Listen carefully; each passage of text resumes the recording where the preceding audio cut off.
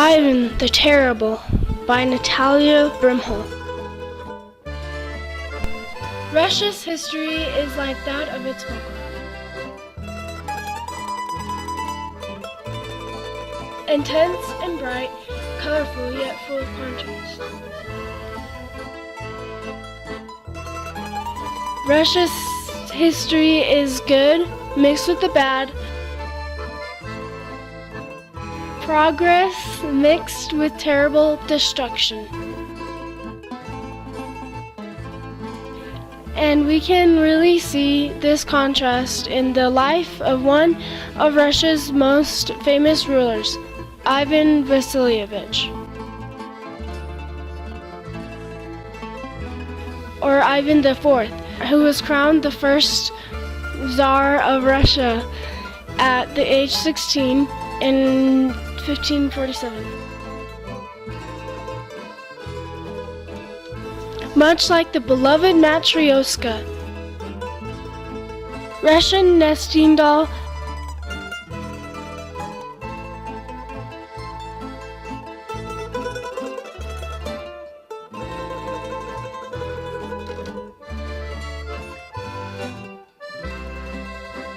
Ivan IV was a man of many faces.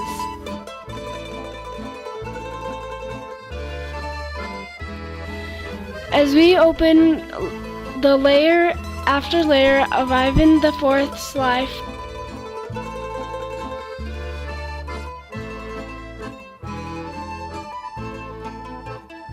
we soon find out why he earned his nickname,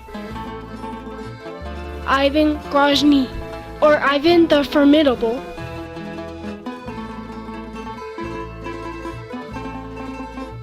But he is more commonly known as Ivan the Terrible.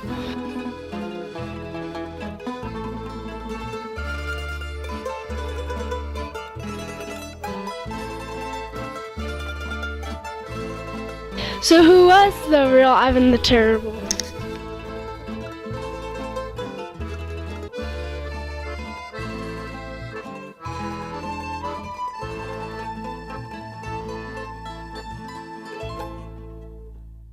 Ivan the Terrible. Ivan the Terrible was born at Kolomenskoye, Moscow, Russia on August 25th, 1530. His parents are Vasily III and his second wife, Elena Glinskaya. His father, Vasily III, died when Ivan was 3 years old. He died from a boil that got infected and turned into blood poisoning. His mother, Elena, assumed the ruling power for Russia with the boyars, who were like rich knights. Though Ivan was supposed to be the ruler, she let the boyars abuse him and molest him, and she took over ruling, pushing her son aside. His mother ruled by murdering people. Then she decided to kill Ivan's uncle. Shortly after that, she was assassinated by poison. So Ivan spent most of his time as a child reading and torturing little animals, like pulling bird feathers off, stabbing their eyes, cutting them open. Because of the things that happened to him when he was little, he could not forgive or forget. So he decided to feed the leader of the boyars to the pack of hungry hunting dogs in December of 1543. 17 days later, the boyars decided to give up their power to Ivan and let him have what rightfully was his throne, and he became the first Russian Tsar.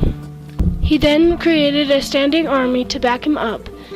When Ivan first started reigning, he wanted to modernize Russia by making new codes of law. He changed the fur they used as money for coins. He had a printing press introduced, and an architect built St. Basil Cathedral in Moscow. Of course, he was still a little crazy because he blinded the architect who built the cathedral so that he could never build something so beautiful again. He was a military warrior, expanding the borders of Russia by conquering Kazan in 1552 and Ostrenka in 1544. He formed new trade connections by opening ports to Europe. He married Anastasia Yureva. After he was crowned Tsar, she bore 6 children, but only 2 lived. His sons, the Tsarevich Ivan and Fyodor of Russia. Later in life, his wife Anastasia died, possibly murdered by the boyars from mercury poisoning. According to Britannica.com, Ivan loved his wife so much that after she died, quote, Ivan suffered a severe emotional collapse. He banged his head on the floor in full view of the court and smashed furniture, end quote. He got more paranoid and violent, more cruel, angry, and depressed.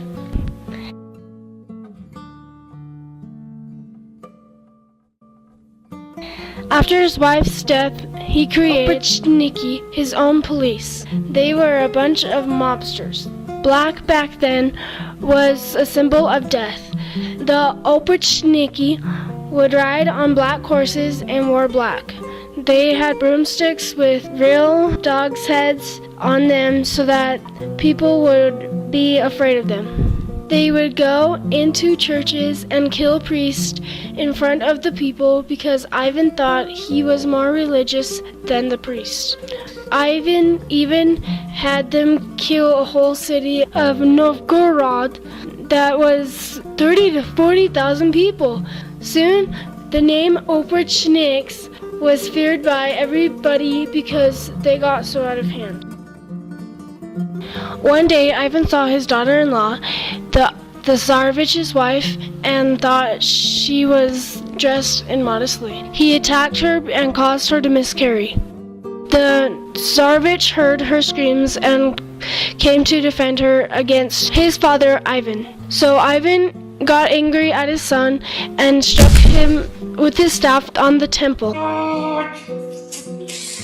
His son fell to the floor, barely conscious, so Ivan threw himself down, picked up his son, cradling him in his arms, whistling, kissing him on the forehead, and trying to stop the bleeding. Thinking his son was dead, said, "May I be damned! I killed my son! I've killed my son!" The Tsarevich briefly gained consciousness and said, "I die as a devoted son and a most humble servant," and then died in Ivan's arms. Ivan left behind a joyless Russia.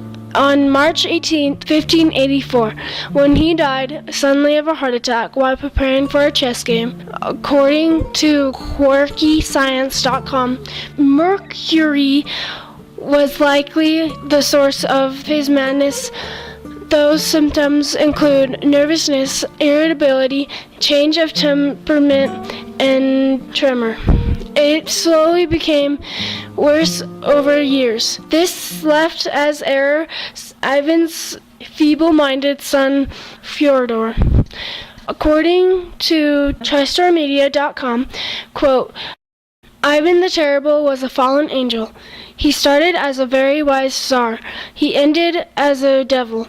Ivan IV, the Terrible, was a cruel tyrant who never knew the meaning of moderation. He drank too much, laughed loudly, and hated and loved too fiercely. End quote.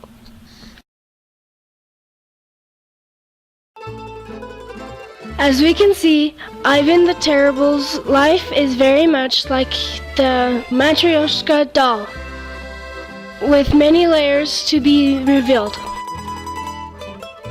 A victim of abuse and neglect, a military genius, a mad and dangerous psychopath, a visionary reformer, a sadistic power-hungry ruler, a loving husband and father, a murderer, a devout religious fanatic, a great, formidable, and terrible leader. All of these are faces of Ivan the Fourth.